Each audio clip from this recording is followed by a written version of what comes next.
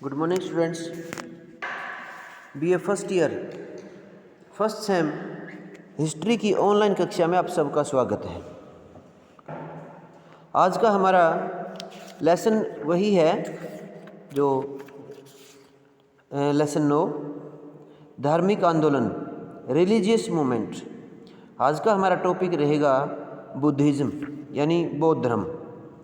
बौद्ध धर्म वर्तमान में विश्व का चौथा बड़ा धर्म है, जिसकी स्थापना महात्मा बुद्ध के द्वारा की गई थी, जो स्वामी महावीर के समकालीन थे। लेकिन जैन धर्म की अपेक्षा बौद्ध धर्म ज़्यादा फैल गया था, इनका प्रचार ज़्यादा हो गया था। तो सबसे पहले हम अध्ययन करेंगे महात्मा बुद्ध का थोड़ा सा जीवन परिचय, जिनके बचपन का नाम सिद्धार्थ, पिता शुद्धोधन जो कपिल वस्तु के राजा थे, वे शाक्य गणराज्य के भी राजा थे। इनकी माता महामाया जो कोलिया गण की राजकुमारी थी। नेपाल की तराई में लुम्बिनी वन में महात्मा बुद्ध का जन्म हुआ और जन्म के 7वें दिन इनकी माता का निधन हो गया। इनका पालन पोषण मौसी प्रजापति गौतमी ने किया। इसी के कारण ये गौतम कहलाए। परिवार की ओर से इनकी सुख सुविधाओं का पूरा ध्यान रखा और पूरी इनको सुख सुविधाओं से इनका बचपन गुजरा। लेकिन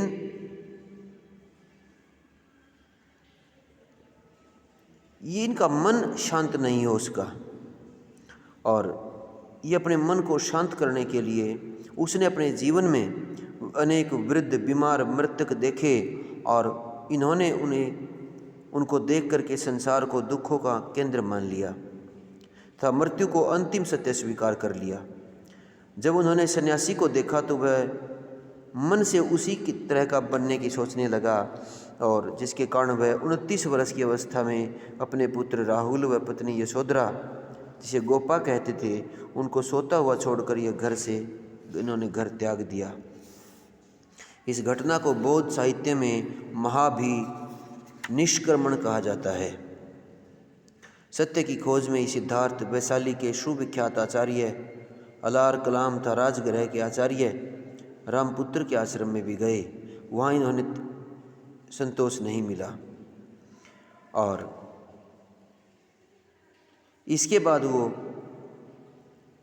उरुवेला नामक स्थान पर कठोर तपस्या करने का फैसला कर लेते हैं। इस तपस्या के दौरान उनका शरीर कमज़ोर हो गया और यह भी संभव था कि यदि वे इस स्थान पर सुजाता नाम की कन्या से खीर न खाते तो निश्चित तौर पर मर जाते। इस अनुभव ने उन्होंने तपस्या को निरर्थक मानने पर मजबूर किया। सिद्धार्थ के इस फैसले से उसके साथियों ने उसे पाखंडी बताते उसका साथ छोड़ दिया। उरुवेला के बाद वे गया चले गए और उस स्थान पर एक वट वृक्ष के नीचे इन्होंने ध्यान लगाया। 8 दिन की समाधि के उपरांत 35 वर्ष की आयु में वैशाख पूर्णिमा को रात्रि को उन्होंने सच्चे ज्ञान की प्राप्ति हुई। इससे वे बौद्ध यानी ज्ञानी अर्थात गौतम बुद्ध कहलाए तथा बोध गया के रूप में विख्यात हो गए। ज्ञान प्राप्ति के बाद उन्होंने प्रथम बौद्ध संघ की स्थापना की और सारनाथ के बाद वे मगध गए, जहाँ के शासक बिंबिसार ने उनका धर्म स्वीकार किया। 40 वर्ष तक उन्होंने विभिन्न क्षेत्रों में प्रचार करते हुए कुशीनारा जो आधुनिक उत्तर प्रदेश में 80 वर्ष की अवस्था में उन्हें वहाँ गए और 80 वर्ष की अवस्था में उन्हें निर्वाण प्राप्त हुआ। उनकी मृत्यु के पश्चात इस धर्म का काफ़ी विकास हुआ। तो बौद्ध धर्म का जो चिंतन है वो बड़ा सरल है, उसमें किसी भी प्रकार की जटिलता नहीं थी और सही मायने में ये उनका चिंतन था जिसने इस बौद्ध विचारधारा व धर्म को विश्व के प्रमुख धर्मों की श्रेणी में ला करके खड़ा कर दिया। तो इसके 4 शाश्वत सत्य हैं। पहला है कि जीवन में दुख सत्य है एवं अक्षणिक दुख सुखों को सुख मानना दूरदर्शिता है। उन्होंने कहा कि ये जो सुख हैं ये अक्षणिक हैं और ये वास्तविक सुख नहीं है। दुखों का कारण तृष्णा है। इंद्रियों को जो वस्तुएं प्रिय लगती हैं उनको प्राप्त करने की इच्छा ही तृष्णा है। तीसरा, दुखों से मुक्त होने के लिए उनके कारण का निवारण आवश्यक है, यानी तृष्णा पर विजय पाकर ही दुखों से मुक्ति पा सकते हैं। चौथा, दुखों के निवारण एवं तृष्णा पर नियंत्रण पाने तथा निर्वाण प्राप्त करने का मार्ग अष्टमार्ग है, यानी मध्य मार्ग है। अष्टमार्ग में इन्होंने 8 आदर्श दिए जिन पर चलने से निर्वाण की प्राप्ति होती है, निर्वाण मोक्ष कह सकते हैं। तो जो 8 सत्य हैं इन्होंने जो बताए, 8 आदर्श जो बताए, उनमें पहला है सम्यक शुद्ध दृष्टि, यानी सत्य व असत्य को पहचानने की शक्ति होनी चाहिए। दूसरा, सम्यक संकल्प, मनुष्य को इच्छा रहित व हिंसा रहित संकल्प रखना चाहिए, यहाँ तक कि दूसरों के प्रति द्वेष भी नहीं होना चाहिए। सम्यक वचन, मनुष्य को झूठ, निंदा व अप्रिय वचन नहीं बोलने चाहिए। सम्यक कर्म, यानी मनुष्य के हिंसा के कर्म पूर्ण रूप से संयमशील होने चाहिए, जिसमें अहिंसा व इंद्रिय संयम के अतिरिक्त सत्कर्म, दान, सदाचार, दया इत्यादि का समावेश होना चाहिए। सम्यक आजीविका, यानी जीवन यापन के लिए पवित्र रास्ता चुनना चाहिए। सम्यक प्रयत्न, मनुष्य को ऐसा प्रयत्न करना चाहिए जो शुद्ध ज्ञान व धर्म की दृष्टि से उचित हो। सम्यक स्मृति, मनुष्य को ध्यान रहना चाहिए कि शक्ति नश्वर है, ये शरीर नश्वर है, और सारी बुराइयों यानी सत्य का स्मरण करने से सांसारिक बुराइयां नियंत्रित हो जाती हैं। इसके अनुसार मनुष्य को चेतन रहना चाहिए। चेतन का मतलब जागृत रहना चाहिए। सम्यक समाधि, मनुष्य को शांति प्राप्त करने के लिए एकाग्र मन से मनन करते हुए समाधि में बैठना चाहिए। इससे उचित व अनुचित का अंतर करना आसान होगा व निर्वाण का मार्ग प्रशस्त होगा। आचरण के उन्होंने 10 नैतिक नियम बताए। अहिंसा का पालन करना, झूठ का परित्याग करना, चोरी ना करना, वस्तुओं का संग्रह करना, भोग विलासी न बनना, सुगंधित पदार्थों का त्याग करना, सबकी भलाई करना व उसके बारे में सोचना, किसी भी तरह की घृणा से बचना, मन को शुद्ध रखना व किसी भी प्रकार के नशे का सेवन न करना। ये 10 नैतिक नियम उन्होंने बताए। इसके बाद जो बौद्ध धर्म का जो चिंतन है उसमें जो चौथा जो नियम है वो है अपने चिंतन में निर्वाण को मनुष्य जीवन का लक्ष्य निर्धारित करना चाहिए, यानी स्वर्ग नरक जैसी काल्पनिक बातों में उलझकर व्यक्ति को अपना जीवन समाप्त नहीं करना चाहिए। अहिंसा का सिद्धांत भी महात्मा बुद्ध के चिंतन में बड़ा महत्व रखता है, यानी सभी जीवों से प्यार करना चाहिए। उन्होंने मांस खाने पर प्रतिबंध लगाया। कर्म सिद्धांत भी उन्होंने बताया, जिसके अनुसार मनुष्य अपने भाग्य का निर्माता स्वयं है, उसे अपने ही कर्मों का फल मिलता है। नैतिकता, भ्रातृभाव और आत्मशुद्धि पर इन्होंने बल दिया। उन्होंने ईश्वर के बारे में उनका जो विचार था वो ज़्यादा स्पष्ट नहीं है, क्योंकि इसमें ईश्वर के महत्व को नकारा गया। मनुष्य को किसी भी प्रकार की देव पूजा न करने की सलाह दी गई, जबकि वे ईश्वर के अस्तित्व पर मौन रहे। उनका चिंतन ये स्पष्ट कहता है कि मनुष्य को अष्टमार्ग पर चलना चाहिए। मिथ्या आडंबरों का उन्होंने विरोध किया। यज्ञ, बलि, तपस्या, मूर्ति पूजा इत्यादि का कोई लाभ नहीं है उनके अनुसार। उन्होंने ब्राह्मणों के सर्वोच्चता सिद्धांत को भी समाज के लिए घातक बताया। जाति प्रथा में उनका विश्वास नहीं था। वो मानते थे कि कर्म जन्म के आधार पर कोई छोटा या बड़ा नहीं होता, बल्कि कर्म इसका आधार होना चाहिए।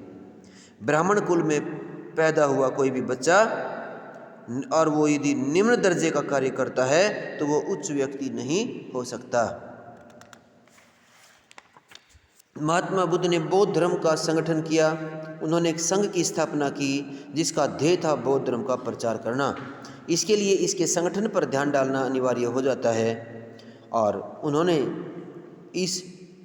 इसके प्रचार को व्यापक बनाने के लिए एक संघ की स्थापना की। पहला संघ सारनाथ में बनाया, और बुद्ध के अनुयायियों के 2 भागों में बांट सकते हैं। पहला एक भिक्षुक जो सर्वस्व त्याग कर इसे ग्रहण करते थे, दूसरे उपासक जो गृहस्थ जीवन में रहते हुए इसको अपनाते थे।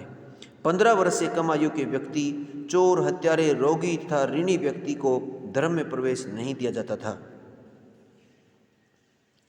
उपासक भिक्षु को बौद्ध धर्म के नियमों का पालन करना होता था।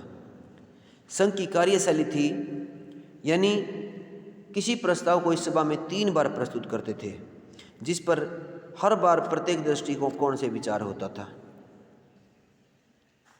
बौद्ध सभाएं होती थी और बौद्ध सभाओं में जैसे बुद्ध के निर्वाण के तत्काल बाद राजगृह में पहली बौद्ध सभा 483 ईसा पूर्व में आयोजित की गई और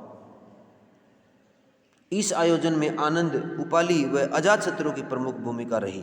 बौद्ध धर्म की शिक्षाओं को 3 भागों में उन्होंने संकलित किया। प्रथम भाग विनय पिटक, जिसमें भिक्षुओं व संघ के नियम थे। दूसरा श्रुत पिटक, जो धर्मसूत्र पिटक भी कहते हैं, जिसमें धार्मिक उपदेशों व शिक्षाओं का संग्रह था।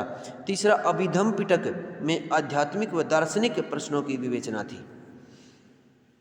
इसके बाद इनकी बुद्ध निर्वाण के 100 वर्ष बाद दूसरी सभा वैशाली में 383 ईसा पूर्व कालाशोक में करवाई गई। तीसरी बौद्ध सभा अशोक के समय में 251 ईसा पूर्व में 251 ईस्वी में पाटलिपुत्र में हुई, जिसकी अध्यक्षता मेघलीपुत्र तिस्मे की, और ये 251 ईसा पूर्व था। चौथी बौद्ध सभा का आयोजन 120 ईस्वी में कनिष्क के समय में कश्मीर में कुंडलवन नामक स्थान पर कराई गई। इस तरह से इतिहास में ये सभाएं महत्वपूर्ण हैं, जिन्हें समय समय पर चिंतन में आ रही कमियों को दूर करने का प्रयास किया। बौद्ध धर्म के तीव्र प्रसार के कई कारण थे। बौद्ध धर्म, जैसा कि आपको पता है, कि न केवल भारत में बल्कि श्रीलंका, बर्मा, कंबोडिया, श्याम, अनाम, मलाया, यूनान, जापान, चीन, मंगोलिया, तिब्बत में भी फैल गया। और इसका एक कारण थे इसके पहला सामान्य भाषा का प्रयोग। इन्होंने सामान्य भाषा यानी पाली में रखे। दूसरा सरल सिद्धांत, बौद्ध का सिद्धांत और नियमावली सरल थी, जिन्हें आम नागरिक भी व्यवहारिक जीवन में अपना सकता था। वैदिक धर्म से मोह भंग, क्योंकि धर्म जीवन शैली न होकर आडंबर हो गया था। वैदिक धर्म यज्ञ, बलि और सामाजिक असमानता से लोग ऊब चुके थे, इसलिए उन्होंने नए धर्म को चुना। महात्मा बुद्ध का व्यक्तित्व भी आदर्श था। उन्होंने अपने राज परिवार की सुख सुविधाओं को छोड़कर सामान्य जीवन जिया, जो लोगों के लिए एक उज्ज्वल आदर्श था।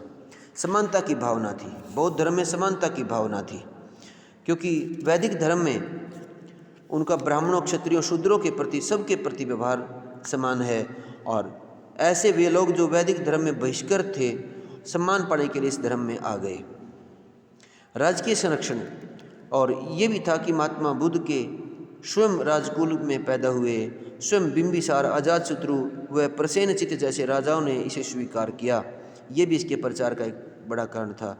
बौद्ध संघ की भूमिका भी अधिक थी, क्योंकि भिक्षुओं का आचरण भी उच्च कोटि का था और उन्होंने इसका प्रचार किया। नई आर्थिक व्यवस्था को समर्थन भी इन्होंने दिया। बौद्ध धर्म के फिर बाद में जब पतन हुआ तो उसके भी कई कारण जिम्मेदार थे। 12वीं शताब्दी तक भारत में यह धर्म लुप्त सा हो गया था, और इसके कुछ कारण भी थे।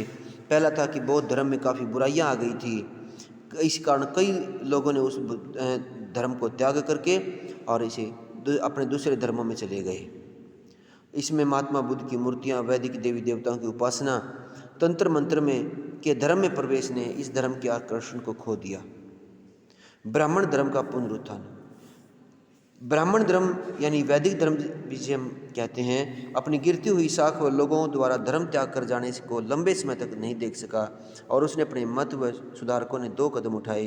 पहला, उसमें बुराइयां जो थी उसे दूर करने के लिए आवाज़ उठाई, और जिसके कारण अनेक लोगों ने बौद्ध धर्म को छोड़ करके अपने दूसरे धर्मों में चले गए।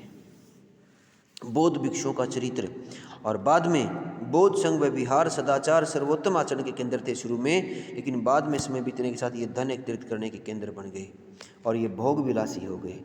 ये भी इसका एक कारण था। बौद्ध धर्म का फिर बाद में विभाजन हुआ और इससे भी इसका पतन आरंभ हो गया था, क्योंकि बौद्ध धर्म हीनयान व महायान 2 शाखाओं के अंदर फैल गया था। राजकीय संरक्षण का फिर बाद में अभाव हो गया था। राजनीतिक स्थितियों में बदलाव हो गया था, क्योंकि जिसमें बौद्ध धर्म की स्थापना हुई उसमें राजनीतिक परिस्थितियां इसके अनुकूल थी। बाद में हर्ष की मृत्यु के बाद बाह्य आक्रमणकारियों के आक्रमणों ने स्थिति में बदलाव लाया। राजपूत लड़ाके व वीर थे और अहिंसा के सिद्धांत के साथ उनका तालमेल नहीं बना और बौद्धों को विदेशी आक्रमणों से भी अधिक नुकसान हुआ। बौद्ध धर्म में संस्कृत का महत्व व दार्शनिक जटिलता। बाद में बौद्ध धर्म के विकास में उसकी प्रचार भाषा का बहुत महत्वपूर्ण योगदान था, क्योंकि यह जन सामान्य की भाषा थी। परंतु समय के बदलाव के साथ बौद्ध साहित्य व प्रचार का माध्यम भी संस्कृत बन गई। इसे सामान्य नागरिक अपना संबंध नहीं बना सका जो उसकी बोलचाल की भाषा से था। इससे इसकी लोकप्रियता कम होने लगी और इसकी व्यापकता कम हो गई। इन्हीं कारणों से बौद्ध धर्म जितनी तेज़ी से आगे बढ़ा और लेकिन वह उसे सुरक्षित नहीं रख सका और जिसके कारण इसका विकास अवरुद्ध हो गया। कुछ परिस्थितियों में भिक्षुओं का आचरण इसके पक्ष में नहीं था, जिसके कारण यह धर्म भारत में प्राय लुप्त ही हो गया। तो ये था हमारा बौद्ध धर्म।